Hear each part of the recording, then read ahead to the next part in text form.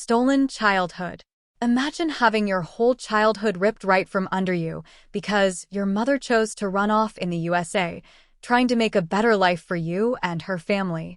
The same family that later turned around and treated you like something worse than filth.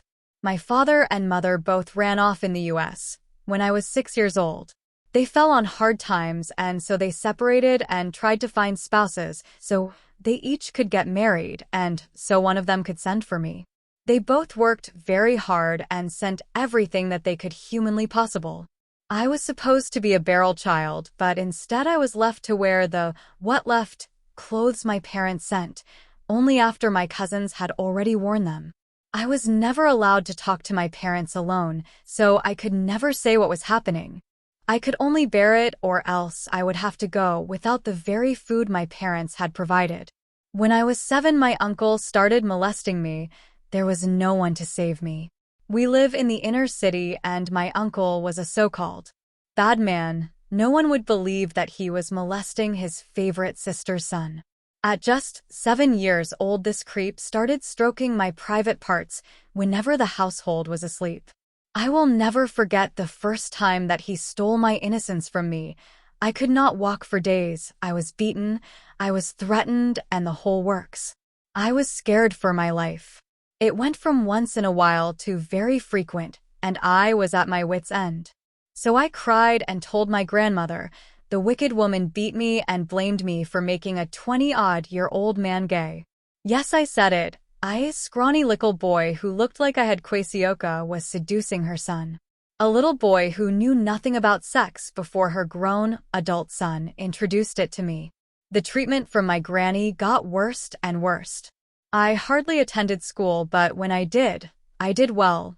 When I reached 15, I decided that I was not going to take it anymore.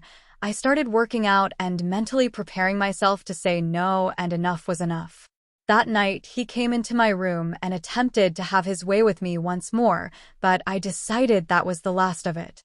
I fought him breathlessly and decided that I would wake the whole house because I was a victim and not the problem. We fought all the way to the living room, and my granny accused me of trying to kill off her one nice boy. My 2 cousins and aunt just stared at him, trying to explain how I attacked him. I could see that no one bought his story, as his pants was down and his protection was still on his private area. He was literally caught red-handed. In the morning, while I was getting dressed for school, it was like nothing happened. The house functioned as normal with everyone ignoring me. I passed all my exams and got accepted into an associate program. I was so proud of myself. My mother sent the money to pay the fees for school, and it was so convenient that they robbed my aunt of the $190,000 that my parents scraped together, as both were facing hard times. Saying I was devastated could not accurately express my feelings. I went out with my other gay friends on the town, and I met an elderly gentleman. He seemed to take interest in me, and we exchanged numbers. The man wanted to know my whole life story, and I had nothing to lose, so I told him. He offered to finance my schooling for as long as I went to school, and would also provide me an upkeep allowance on the condition that I keep our encounters private, as he was married, but in an open relationship with his wife, but only his previous partners and wife knew that he was into young men. At this point, even though I identified as gay, I had never been with another man or woman. I agreed, and the following, he gave me $300,000 and sent me to pay all my fees for school and purchased uniforms and everything else that I would need. He dated me and treated me well. He was a very nice gentleman. He drove a big van which was heavily tinted. He took me to and from school every day, and when he was not able to, he sent his driver. I always fit into his schedule. Work and travel rolled around, and he funded me to go.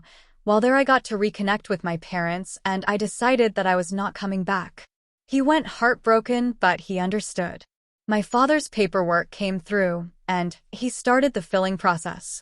I used to always pretend to be manly while talking to my dad over the phone, but in person, sometimes I slipped up and my female voice and mannerisms let loose. My father confronted me and said he has been in the US for over 10 years, and he knew I liked men and should not hide that from him.